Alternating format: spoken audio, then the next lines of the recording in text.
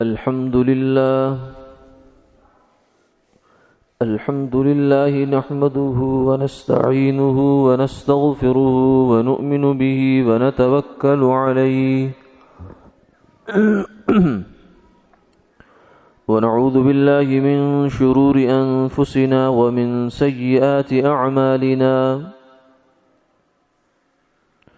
من يهده الله فلا مضل له ومن يضلله فلا هادي له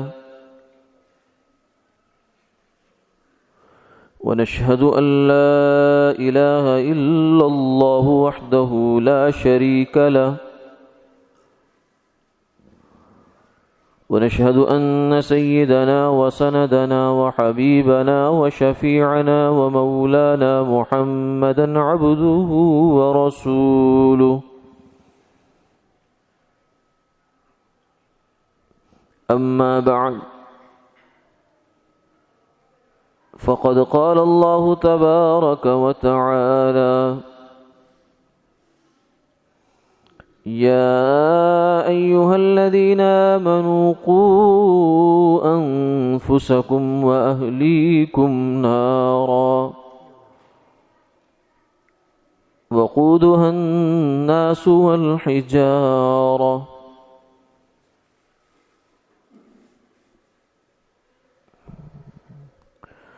وقال النبي صلى الله عليه وسلم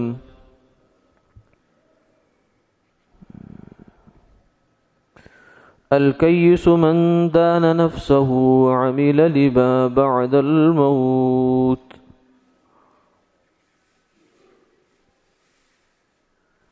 والعاجز من أتبع نفسه هواها وتمنى على الله الأماني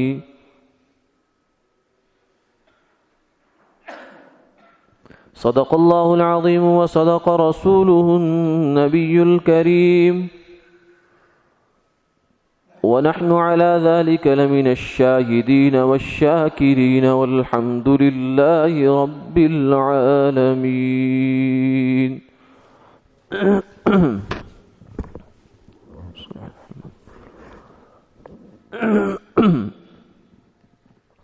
اللهم صل على محمد وعلى آل محمد. اللہ رب العزت کا پاک ارشاد ہے، اے ایمان والو، اپنے آپ کو اور اپنے گھر والوں کو، اپنے متعلقین کو آگ سے بچاؤ، ایسی آگ کی جس کا ایندھن لوگ اور پتھر ہیں۔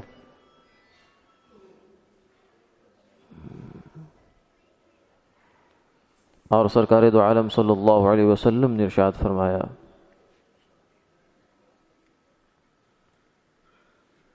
کہ عقل مند آدمی وہ ہے جو اپنے نفس کو لگام دے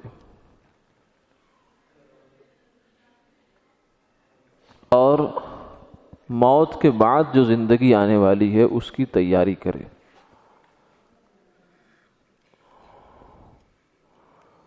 اور بے وقوف آدمی وہ ہے، کم عقل آدمی وہ ہے کہ جو اپنے آپ کو اپنی خواہشات کے پیچھے لگا دے اور اللہ پر لمبی لمبی امیدیں باندھ لے، آرزویں باندھے۔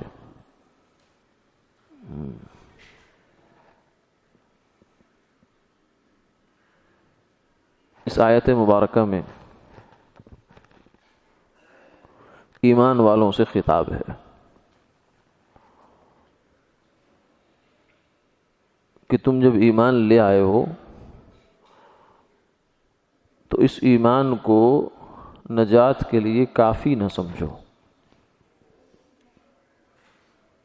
ایمان اگرچہ بہت بڑی دولت ہے اللہ کی طرف سے انسان کو، بہت بڑی، اتنی بڑی کہ اس کے تصور نہیں کر سکتے۔ یہ دنیا کی جتنی دولتیں ہیں سب اکٹھی کر لیں، ایمان کے مقابلے میں ان کی ایک ذرے کی حیثیت بھی نہیں، جتنی بڑی دولت ہے۔ اس لیے فرمایا نا کہ مسلمان آدمی کا تو مول لگ ہی نہیں سکتا، اس کی تو قیمت کوئی ادا کر ہی نہیں سکتا۔ ایمان کی قیمت کون ادا کر سکتا؟ اور اس قیمت کا اور اس نعمت کا احساس قیامت والے دن جا کے ہوگا۔ بلکہ قیامت میں سے بعد بھی جب فیصلہ ہو جائے گا، کچھ لوگ ایسے خوش نصیب ہوں گے جو بغیر حساب کتاب کے جنت میں داخل ہوں گے،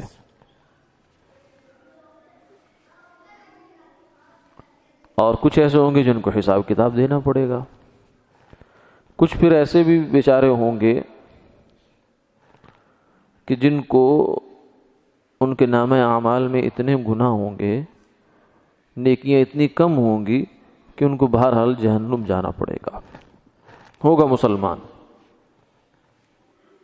اس لیے مسلمان اس بات سے بے نیاز نہیں ہو سکتا اور بے فکر بھی نہیں ہو سکتا کہ بس میں نے کلمہ پڑھا ہے تو جنت میری ہے، یا میں فلاں سے محبت رکھتا ہوں بس میں نماز پڑھوں یا نہ پڑھوں، میں روزہ رکھوں یا نہ رکھوں، میں گناہ سے بچوں نہ بچوں، حرام سے بچوں نہ بچوں، میں سیدھا جنت میں جاؤں گا۔ یہ خوش فہمیاں ہوتی ہیں۔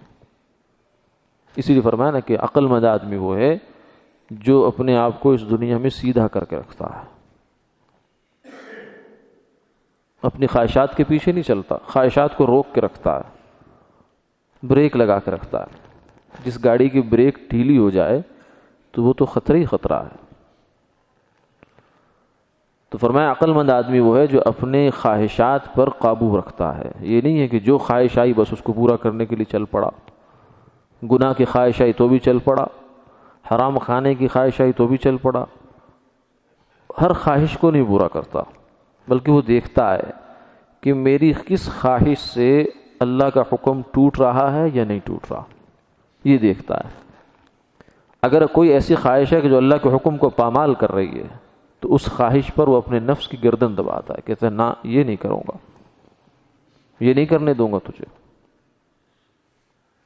سردی کا موسم ہے، فجر کی اذان ہوتی ہے، الارم لگا کے رکھتا ہے آدمی، نماز کا وقت ہو گیا۔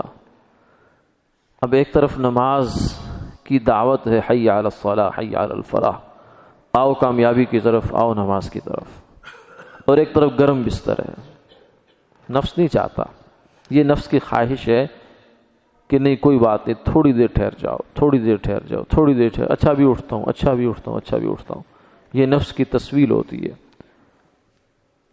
آدمی کو ڈھیلا کرتا کرتا کرتا کرتا پہلے ٹائم سے پیچھے کرتا ہے، پھر اس کے بعد سلا دیتا ہے، پھر کہتا ہے اچھا کوئی بات نہیں، ٹھہر، تھوڑی دیر ٹھہر کے اٹھتا ہوں۔ کرتے کرتے کیا نتیجہ نکلتا ہے کہ نماز کا وقت گزر جاتا ہے، پھر اس کو جاگ آتی ہے، اس کی آنکھ کھلتی ہے۔ تو ایسی خواہش نفس کی پوری نہیں کرنی۔ جب وقت ہو گیا پورا تو فوراً آدمی ایک دم بستر سے نکل جائے، جو ہی آنکھ کھلے اللہ کا نام لے سب سے پہلے، الحمدللہ الذی احیانا بعد ما اماتنا والیہ النشور، دعا ہے، مسنون دعا۔ اس سے کچھ شیطان، فرمایا حضور نے کہ جب آدمی سوتا ہے تو شیطان اس کی گدی پر 3 گریں لگاتا ہے منتر پڑھ کے اپنا۔ اس کا منتر کیا ہے؟ منتر یہ علیک لیل طویل، رات بڑی لمبی ہے، سو جا۔ یہ کر کے 3 گریں لگا دیتا ہے گدی پر۔ اس لیے رات کو سوتے وقت اہتمام ہونا چاہیے کہ شیطان ہمارے پاس نہ آئے، ہو سکے تو باوضو ہو کے سوئے آدمی، یعنی کوئی نماز نہیں پڑھنی، کوئی تلاوت نہیں کرنی، صرف سونا ہے، تب بھی وضو کر لیا جائے۔ جب تک رات سوتے رہیں گے باوضو ہو کر تو فرشتہ نیکیاں لکھتا رہتا ہے۔ اور پھر بستر کو جھاڑا جائے، اللہ کا نام لے کر، بسم اللہ پڑھ کے، اللہ کا کوئی بھی پیارا نام لے کر بستر کو جھاڑا جائے، چاہے بستر صاف ہی ہو پھر بھی جھاڑ دیں اس کو ایک دفعہ، تاکہ شیطان کے اثرات اس سے ختم ہو جائیں، اور پھر آدمی سنت طریقے پہ سو جائے، آخری قل تینوں پڑھ لے، آیت الکرسی پڑھ لے، اور جتنا کوئی ہمت توفیق ہو ذکر کرتے کرتے سو جائے۔ دائیں کروٹ پر نیچے دایاں ہاتھ رکھے اپنی کن پٹی کے نیچے اور دائیں کروٹ لے کے سو جائے. تو بڑی اللہ کی ذات سے امید ہوتی ہے کہ ایسے اگر انسان سنت طریقے پر سو جائے تو پھر شیطان کے اثرات اس پہ آتے ہی نہیں ہیں. لیکن اگر خدا نہ خواستہ جیسے ہمارے سونے ہوتے ہیں آج کل، اللہ حفاظت فرمائے، شیطان ہماری آنکھوں کے سامنے ہے، سکرین کی شکل میں، ٹی وی کی شکل میں، یا یہ جو چھوٹا سا شیطان ہر جیب میں ہوتا ہے موبائل کی شکل میں، یہ ہمارے سامنے ہو، اور اسی بھی آدمی کھیلتا کھیلتا کھیلتا شیطان سے کھیل رہا ہے اور شیطان کے جال میں آیا ہوا ہے، اور وہیں پہ کہیں پتہ نہیں ہے کہ موبائل کہاں گرا ہے اور وہ خود کہاں لیٹ گیا ہے. تو اس آدمی میں اور اس آدمی میں زمین آسمان کا فرق ہے. جو آدمی وضو ہو کے سو گیا، سنت طریقے پہ سو گیا، بستر جھاڑ کے سو گیا، پھر اللہ کا نام لیتے لیتے سو گیا، اس کی ساری رات فرشتہ عبادت میں لکھ رہا ہے، نیکیاں لکھ رہا ہے، اور اس کے کھاتے میں پتہ نہیں کیا لکھا جا رہا. تو خیر بہرحال شیطان 3 گریں لگاتا ہے. فرمایا کہ پھر فرمایا جب آدمی کی آنکھ کھلتی ہے اور اللہ کا نام لیتا ہے، اور اکثر و بیشتر ایسا ہوتا ہے کہ آنکھ ضرور کھلتی ہے جس وقت کی آدمی نیت کر کے سوتا ہے، چاہے تہجد کی نیت کر کے سوئے یا فجر کی نماز باجماعت پڑھنے کی نیت لے کے سوئے، آنکھ کھلتی ہے. تو جب آنکھ کھلے فوراً آدمی اللہ کا نام لے، الحمدللہ ہی کہتے بس. اگر عربی میں لفظ یاد نہ رہے تو کہ اللہ تیرا شکر ہے کہ تو نے رات پوری کر دی، نیند پوری کر دی میری. اور پھر اس کے بعد اٹھ کھڑا ہو تو ایک گرہ فرمایا کہ اللہ کا نام لینے سے کھل جاتی ہے. یعنی شیطان کی جو تسلط تھا انسان پر، اس میں سے 33% تسلط آزاد ہو گیا، 1/3 اس سے نکل گیا. پھر جب فرمایا وضو کرتا ہے آدمی تو 2/3 آزاد ہو گیا، 66% آزاد ہو گیا، اس کے شیطان کا اثر ختم ہو گیا اس سے. پھر جب وہ آدمی باجماعت نماز پڑھ لیتا ہے فجر کی تو فرمایا کہ وہ مکمل طور سے شیطان سے آزاد ہو گیا. پھر خود فرمایا کہ تم اس کو خود نوٹ کرو کہ جب آدمی باجماعت نماز پڑھتا ہے فجر کی تو اس کے بعد اس کی جو کیفیت ہے دل کی وہ دیکھیے، اس کا دل کھلا کھلا ہوتا ہے، خوشی محسوس کرتا ہے، اصبح نشیطا، بڑی نشاط ہوتی ہے اس کے اندر، خوشگواری ہوتی ہے. اور جو آدمی شیطان کے ساتھ سویا رات کو، شیطان کی 3 گریں لے کر سویا، آنکھ کھلی لیکن بستر نہیں چھوڑا، اس نے ہمت نہیں کی اور فجر کی نماز نکال دی، وقت بھی نکال دیا. اب یہ جو اٹھے گا فرمایا کہ اصبح خبیث النفس کسلان. اس میں 2 صفات ہوں گی. ایک تو یہ ہے کہ یہ اندر سے بے چین، کچھ سمجھ نہیں آ رہی اس کو، یعنی ایسی بے چینی ہوگی کہ جس کا کوئی سبب معلوم نہیں ہے، نہ اس کو یہ پتہ ہے کہ میں اس کو ختم کیسے کروں، کیونکہ اس کا تعلق نہ اس کے کھانے سے ہے، نہ اس کے پینے سے ہے، نہ اس کے لباس سے ہے، نہ اس کے بیڈ روم سے ہے، نہ اس کی گاڑی سے ہے، نہ اس کے گھر سے ہے، نہ بچوں سے، نہ بیوی سے. یہ ان میں سے کسی جگہ سے بھی یہ پریشانی نہیں آئی. تو جہاں سے وہ پریشانی آئی نہیں وہاں سے اس کا علاج بھی نہیں ہو سکتا. یہ جو پریشانی خباثت نفس کی آئی ہے، یعنی عجیب سی طبیعت بے چین، یہ آئی ہے اندر سے، وہ شیطان کے اثرات سے آئی ہے. اور دوسری چیز ہوتی ہے کسلان، سستی کا مارا ہوا، کسی چیز کو کرنے کو، کسی کام کے کرنے کو دل نہیں چاہے گا اس کا، کرے گا بھی تو مارے باندھے کے. تو یہ شیطان کے بارے میں فرمایا کہ یہ رات کو سوتے وقت 3 گرے لگا دیتا ہے. تو ہمت والا آدمی جو ہے پھر اس سے نکلتا ہے، نفس کی مان کے نہیں چلتا کہ بستر گرم ہے تو گرم ہوا پڑے. بہت بستر گرم ہوتا ہے.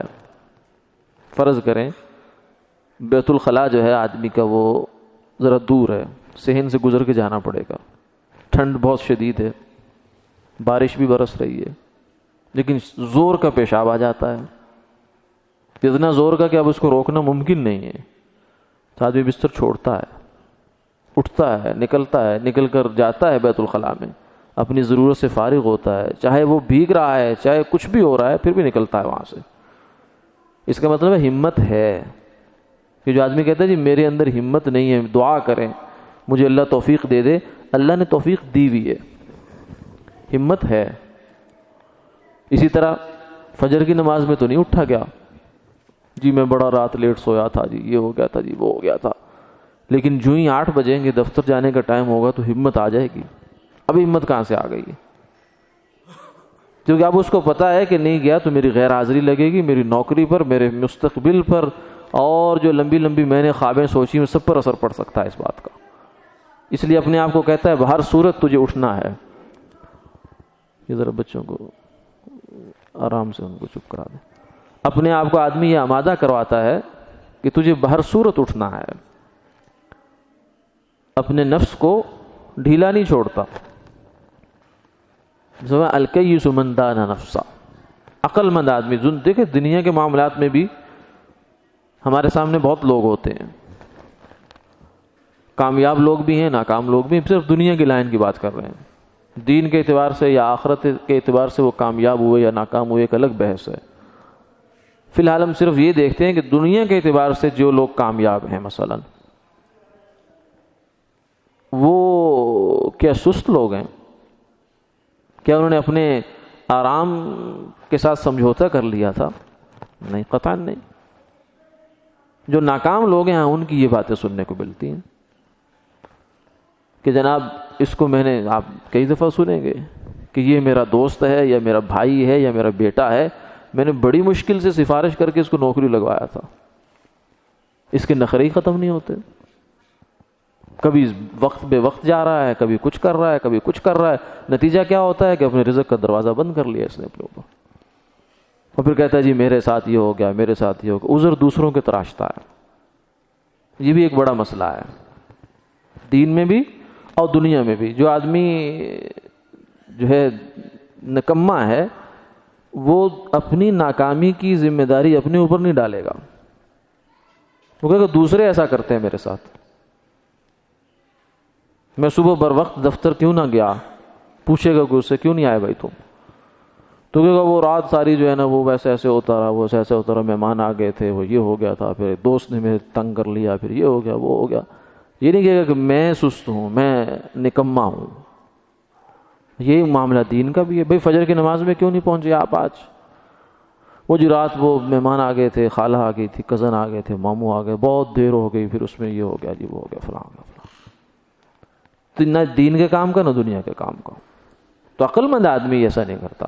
فرمایا الکیس من دان نفسا، عقل مند آدمی وہ ہے جو اپنے آپ کو پابند بناتا ہے۔ یہ دنیا آزمائش کا گھر ہے، یہ دنیا میں ہر طرح کی چیزوں کی رکاوٹیں بھی آئیں گی، سب کچھ ہوگا۔ ہم چاہیں کہ نہیں بالکل ہم ناک کی سیدھ پہ چلتے رہیں اور ہمارے سارے کام سیدھے ہو جائیں، جیسے میں چل رہا ہوں چلتا رہوں، ویسے ہی مجھے تہجد کی توفیق بھی مل جائے، مجھے فجر کی نماز کی توفیق بھی مل جائے، اور میں دفتر بھی سب کچھ ہوتا رہے، اور میں رات ساری رنگ رلیاں بھی کرتا رہوں، اور آتا جاتا بھی رہوں، وقت بھی ضائع کرتا رہوں، سارے کام کرتا رہوں، تو ایسا نہیں ہوتا۔ دنیا ایک محدود صلاحیت کے ساتھ اللہ نے ہمیں یہاں رکھا ہے، اس میں 24 گھنٹے ہمیں دیے ہیں، اس 24 گھنٹے میں ہم اگر اس کو کارآمد بنا لیں گے تو فبیہا، کوئی پابندی نہیں ہے۔ انہی 24 گھنٹوں سے لوگ پتہ نہیں کتنی کمائیاں کرتے ہیں، اور اسے 24 گھنٹے میں ہم مکھیاں مار کے یا ٹی وی کے سامنے بیٹھ کر یا اخبار میں سارا وقت ضائع کر کے یا گپ شپ لگا کے یا دوستوں کے ساتھ یا یہ جو شیطان کا آلہ ہے چھوٹا سا، اس کے اوپر اپنے آپ کو سارا ضائع کر دیتے ہیں وقت، اور الزام دوسروں پہ ہوگا، اپنے اوپر نہیں۔ تو آپ صلی اللہ علیہ وسلم نے ہمیں گر بتایا ہے، اب کرنا تو خود ہے۔ آپ ڈاکٹر کے پاس جاتے ہیں، جی مجھے یہ مسئلہ ہے، یہ مسئلہ ہے، یہ مسئلہ ہے، تو وہ آپ کی مسئلہ سن کر آپ کو تشخیص کر کے نسخہ لکھ دیتا ہے، کہتے ہیں کہ بھائی یہ لو نسخہ، یہ دوا ہے۔ پہلے حکیم تو نسخہ بنوانے کا بھی کہتے تھے کہ یہ اجزاء لینا، اس کو یوں کرنا، دوائی تیار کر کے استعمال کر لینا، وہ چلو پھر بھی مشکل کام ہوتا تھا۔ اب تو بنے بنائے نسخے ہیں، بنی بنائی دوائیاں مل جاتی ہیں، تو معالج کہتا ہے کہ یہ لو استعمال کرو۔ اب آدمی استعمال نہ کرے تو معالج کی ذمہ داری تو صرف اتنی ہے کہ اس نے آپ کو نسخہ بتا دیا، استعمال کرنا تو اپنی ذمہ داری ہے۔ تو آپ صلی اللہ علیہ وسلم نے ہمیں نسخہ بتا دیا دین دنیا دونوں کی کامیابیوں کا، کہ میاں اپنے اوپر زور رکھو. یا ایھا الذین آمنوا قوا انفسکم، اے ایمان والو اپنے آپ کو بچاؤ، اپنے بچاؤ کی فکر کرو. اور پھر دوسرے درجے میں تمہاری ذمہ داری اپنے متعلقین کی ہے، اپنے بیوی، اپنے بچے، اپنے بہن بھائی، اپنے یار دوست عزیز. یہ پھر درجہ بدرجہ ذمہ داریاں اس کی بڑھتی چلی جاتی ہیں. لیکن سب سے پہلا سوال تو اپنا ہے. قبر سب آدمی کی اپنی اپنی ہے. ماں کی قبر اپنی ہے، باپ کی اپنی ہے، بیٹے کی اپنی ہے، بہن کی اپنی ہے، بھائی کی اپنی ہے. کوئی کسی کی قبر میں نہیں پڑتا. دنیا میں نہیں دیتے. دنیا میں کسی رشتہ دار پہ مصیبت آ جائے تو سب بھاگ جاتے ہیں. کون کسی کی جگہ آتا ہے کہ اس کی جگہ مجھے رکھ لیا جائے؟ نہیں ہوتا. تو آخرت میں کون کسی کا ساتھ دے گا؟ تو اس لیے فرمایا ایمان والو اپنی فکر کرو. بلکہ ایک جگہ تو یوں فرما دیا یا ایھا الذین آمنوا علیکم انفسکم لا یضرکم من ضل اذا اہتدیتم. اے ایمان والو اپنی خبر لو. اور جو بندہ گمراہ ہو گیا، جب تم سیدھے راستے پہ ہو تمہیں اس کا کوئی نقصان نہیں ہے. الی اللہ مرجعکم، اللہ کے پاس پلٹ کے تم نے جانا ہے. فینبئکم بما کنتم تعملون، جو جس نے جیسا جیسا کیا اس سب کو اس کا کیے کا بدلہ مل جائے گا. تو اس لیے فرمایا الکیس من دان نفسہ، عقل مند آدمی وہ ہے جو اپنے آپ کو پابند بناتا ہے. پابندی بہت ضروری ہے. پابندی کے بغیر کوئی کام نہیں ہوتا. دنیا کے معاملات میں اگر آپ پابندی نہیں کریں گے تو آپ سے ہمیشہ معذرت کر لی جائے گی. آپ اسکول میں جاتے ہیں اور کہتے ہیں جی جب میرا دل چاہے گا میں آ جایا کروں گا. یونیورسٹی میں جب میرا دل چاہے گا میں کلاس لینے کے لیے آ جایا کروں گا. پھر آگے ملازمت ملتی ہے تو آپ کہتے ہیں جب میرا دل چاہے گا میں آ جاؤں گا، جب میرا دل چاہا میں واپس چلا جاؤں گا. تو وہ سب ادارے، اسکول، کالج، یونیورسٹی اور آپ کا جو آفس ہے یا ملازمت کی جگہ ہے یا کاروبار کی جگہ ہے وہ سب آپ سے معذرت کریں گے. کیونکہ آپ کا جو دل چاہی زندگی ہے یا آپ کے دل چاہنے کا جو معیار ہے نا، میں دل چاہا تو یہ کام کروں گا، میری طبیعت میں آ گیا تو میں کام کروں گا، یہ آپ اپنے گھر رکھیں. ہمیں آپ کی ضرورت نہیں ہے. یہ دل چاہی کے ساتھ، من چاہی کے ساتھ کوئی کام نہیں ہوتا. آپ کو پابند ہونا پڑے گا. یہی بات آخرت کے معاملے میں بھی ہے. وَمَنْ أَرَادَ الْآخِرَةَ وَسَعَى لَهَا سَعْيَهَا، جو آدمی آخرت کا طالب ہے اور پھر اس کے مطابق کوشش بھی کرتا ہے، فَأُولَٰئِكَ كَانَ سَعْيُهُمْ مَشْكُورًا، فرمایا کہ یہ ان کی کوشش کو اللہ قدر کی نگاہ سے دیکھتے ہیں. آدمی ہمت تو کرے. شریعت میں، دین میں سختی نہیں ہے. یرید اللہ بکم اليسر ولا یرید بکم العسر، اللہ تمہارے ساتھ آسانی کا معاملہ چاہتے ہیں، تنگی اور تکلیف میں تمہیں نہیں ڈالنا چاہتے. وما جعل علیکم فی الدین من حرج، تمہارے دین میں اللہ نے کوئی حرج نہیں رکھا، سختی اور تنگی نہیں رکھی. لا اکراہ فی الدین، دین کے لیے کوئی زبردستی نہیں ہے، یعنی دین میں آنے کے لیے بھی کوئی زبردستی نہیں ہے. خود دین کے اندر کوئی تنگی نہیں ہے. اس کا کچھ لوگ مطلب یہ سمجھتے ہیں کہ دین میں سختی نہ ہونے کا مطلب یہ ہے کہ جو مرضی کرتے رہو تم بس دین میں ہو. یہ مطلب نہیں ہے. دین میں سختی نہیں ہے لیکن پابندی ضرور ہے. اور پابندی اور سختی میں واضح فرق ہوتا ہے، سب لوگ سمجھتے ہیں. ہمارے ہاں ملکی معاملات میں آپ دیکھیں کہ جتنے محکمے پابندی کو زیادہ، اپنے قوانین کو، اپنے قواعد اور ضابطوں کو زیادہ فوقیت دیتے ہیں اور ان میں کسی طرح کی سمجھوتا نہیں کرتے، تو وہ سب سے اوپر رہتے ہیں. وہ کہتے ہیں نہیں اصول کی بات ہے، اصول میں خلاف ورزی نہیں ہوگی. نہیں، ایسا نہیں ہو سکتا. آپ چاہے 10 سفارشیں کریں، کچھ بھی کریں، کہتے ہیں نہیں اصول ہے، یہ نہیں ختم ہوگا، میرٹ پہ کام ہوگا. ہم بھی یہی چاہتے ہیں کہ ہمارے ساتھ جو بھی معاملہ ہو ضابطے کے ساتھ ہو، اصول کے ساتھ ہو، قانون کے ساتھ ہو، کوئی ترجیح نہ ہو، کوئی ایسا ویسا نہ ہو، بے ہنگم نہ چلیں. سب اگر کہیں لائن بنی ہے تو سب لائن کے اندر چلتے چلے جائیں، بیچ میں کوئی اپنی سفارش لڑا کر آگے نہ بڑھنے کی کوشش کریں. ہم سب چاہتے ہیں ضابطے کے ساتھ چلیں. تو اللہ بھی یہی چاہتے ہیں کہ دین کے معاملات میں بھی، آخرت کی تیاری میں بھی تمہیں کچھ نہ کچھ پابندی برداشت کرنی پڑے گی. اب 5 نمازیں ہیں، شروع میں تو 50 تھی، جب فرض ہوئی ہیں تو 50 نمازیں فرض ہوئی، لیکن پھر تخفیف ہوتی گئی، آخر میں آ کر 5 نمازیں اللہ نے فرض رکھ دی، لیکن اجر 50 کا دے دیا، یہ اس کا کرم ہی کرم ہے۔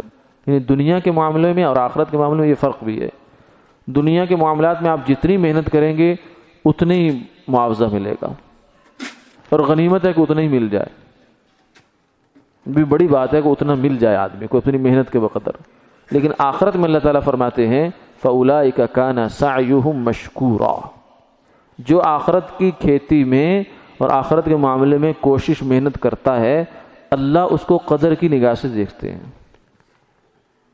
تو اللہ جب کسی معاملے کو قدر کی نگاہ سے دیکھیں، اس کو شاباش دیں، تو کیا وہ معمولی درجے کی بات رہے گی؟ نہیں، اس کو بڑھاتے ہیں۔ مَنْ ذَا الَّذِي يُقْرِضُ اللَّهَ قَرْضًا حَسَنًا فَيُضَاعِفُهُ لَهُ أَضْعَافًا كَثِيرًا، فرمایا کون ہے جو اللہ کو قرض دیتا ہے، اللہ اس کو اتنا بڑھائیں کہ تمہارے تصور سے باہر بات چلی جائے۔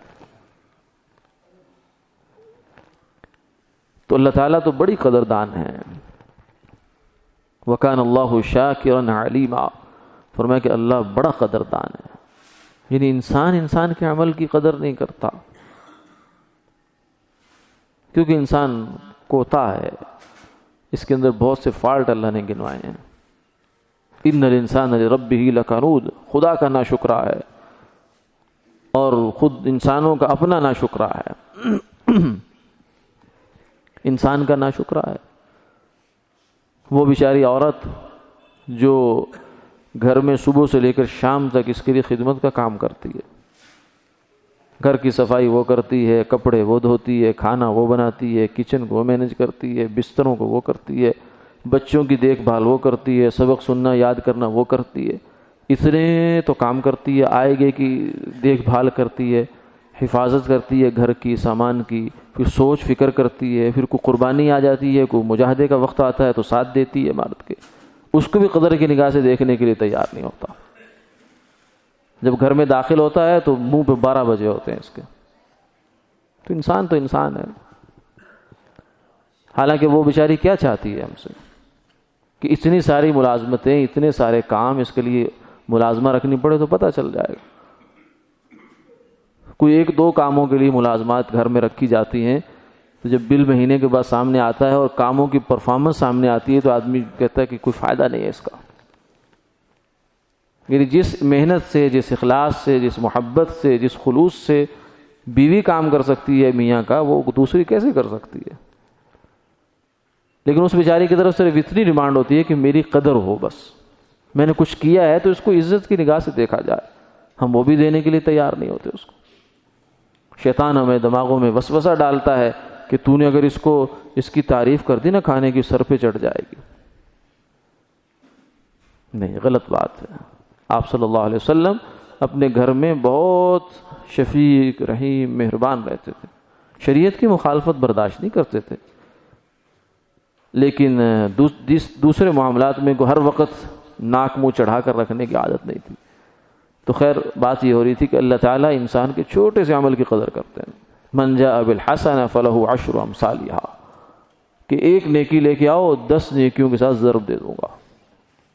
نیکی کا ارادہ لے کے آؤ، عزم کیا کہ میں نیکی کرنے جا رہا ہوں، کوئی رکاوٹ بن گئی، نہیں کر پایا تو اللہ اس کا ثواب لکھ دیں گے۔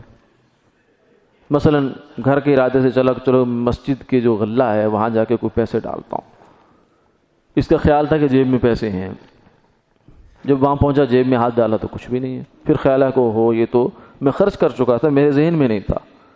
اب یہ نیت کر لی تو اللہ تعالیٰ نے اس نیت کی وجہ سے اس کو ثواب لکھ دیا اس کے لیے۔ لیکن انسان ہمت تو کرے، کچھ نہ کچھ کرے، کچھ نہ کچھ اپنے اوپر مشقت برداشت کرے، کم سے کم 5 وقت کی نماز جو ہے یہ نہ چھوڑے۔ فرمایا کہ جب اذان ہوتی ہے، نماز کا وقت ہو جاتا ہے تو ایک فرشتہ اعلان کرتا ہے۔ آج کا ہمارا موضوع یہی تھا کہ اے ایمان والو، اپنے آپ کو اور اپنے متعلقین کو آگ سے بچاؤ، اور ہر گناہ آگ ہے۔ ہم سمجھتے ہیں گناہ سکون کی چیز ہے، نہیں، سکون کی چیز نہیں ہے۔ یہ جو اس کے اوپر سکون یا لذت یا کیفیت ہوتی ہے، ہمیں مزہ آ رہا ہوتا ہے، یہ مزہ یوں سمجھیں کہ اوپر شوگر کوٹڈ ہے، یہ کیپسول ہے، مزہ اوپر کیپسول ہے، اندر اس کے زہر ہے۔ بہت میٹھا زہر اگر کسی کو دے دیا جائے تو کیا خیال ہے، کھا لینا چاہیے، اور تنہائی میں جا کے تو بالکل کھانا چاہیے کیونکہ کوئی نہیں دیکھ رہا۔ اپنے لحاف کے اندر رات کو سردیوں میں منہ دے کے زہر کھا لینا چاہیے، کوئی دیکھ تو نہیں رہا ہوتا، نہیں، آپ کہیں گے نہیں کھانا چاہیے، لیکن جہنم کی آگ وہ ہم اپنی رضائی میں اپنے لحاف میں دیکھتے ہیں، اس تک ایکسس حاصل کرنے کی کوشش کرتے ہیں۔ فرمایا یا ایھا الذین آمنوا قوا انفسکم، اے ایمان والو اپنے آپ کو بچاؤ، آگ سے بچاؤ۔ ہر گناہ کے اندر آگ ہے، اور اس کا احساس آدمی کو، اللہ ایمان، تھوڑا سا ایمان ہو آدمی کے اندر تو دنیا میں بھی ہو جاتا ہے، کیونکہ جو ہی آدمی گناہ کر کے ہٹتا ہے اس کو ایسی ندامت، ایسی پریشانی، ایسی تکلیف، ایسی تنگی محسوس ہوتی ہے کہ جس کی حد نہیں ہے۔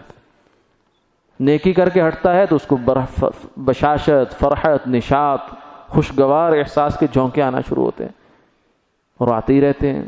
یہ فرق ہوتا ہے۔ فرمایا حجبت النار بالشہوات وحجبت الجنہ بالمکارہ، جنت کو اللہ تعالیٰ نے تنگی اور تھوڑے سے ناگوار چیزوں کے نیچے چھپا دیا ہے۔ سردی کا وضو، نماز کے لیے اٹھ کے آنا، بستر چھوڑنا، سچ بولنا، جھوٹ سے بچنا، تھوڑی کمائی پہ گزارا کرنا، رشوت نہ لینا، ملاوٹ نہ کرنا، دو نمبری نہ کرنا، کوئی اس طرح کا کام، حرام طریقے اختیار نہ کرنا، یہ سب ناگوار گزرتے ہیں، انسان کو اچھے نہیں لگتے۔ اور ادھر کیا ہے؟ خواہشات ہی خواہشات ہے، جو جی میں آئے کرو، جانوروں کی طرح پھرو، نماز کے لیے نہیں اٹھنا، بستر کے اندر پڑے رہو، وضو نہیں کر سکتا میں، اس لیے میں نماز نہیں پڑھ سکتا، بہت ٹھنڈ ہے، بہت سردی ہے، پھر حرام کھانا، کھلا آئے گا تو مزے ہوں گے زندگی میں، بابر بعیش کوش کے عالم دوبارہ نیز۔ تو یہ سب مزے ہیں، لیکن مزوں کے نیچے فرمائے بس یہ اوپر کور ہے چھوڑا سا، اس کے نیچے گہری کھائی ہے جس کے نیچے جہنم کی آگ ہے۔ حجبت النار بالشہوات، خواہشات کے ساتھ اللہ نے جہنم کو ڈھانک دیا، اوپر خواہشات ہیں اور نیچے جہنم ہے۔ ادھر اوپر تھوڑی سی ناگوار چیزیں ہیں جو اچھی نہیں لگتی آدمی کو، لیکن نیچے جنت ہی جنت، یعنی تھوڑی سی کڑوی دوائی ہے لیکن انسان نے پی لی تو صحت ہی صحت، اور اگر میٹھا زہر کھا لیا تو کھانے کے بعد زندگی ساری اجیرن ہو جائے گی، تکلیف میں گزر جائے گی۔ تو یہی معاملہ یہ بھی ہے، اس لیے اللہ تعالیٰ سے دعا ہے کہ اللہ ہمیں سمجھ عطا فرمائے اور مرنے سے پہلے مرنے کی تیاری کرنے کی توفیق عطا فرمائے۔ آمین آمین یا رب العالمین، سنت ادا فرمائے۔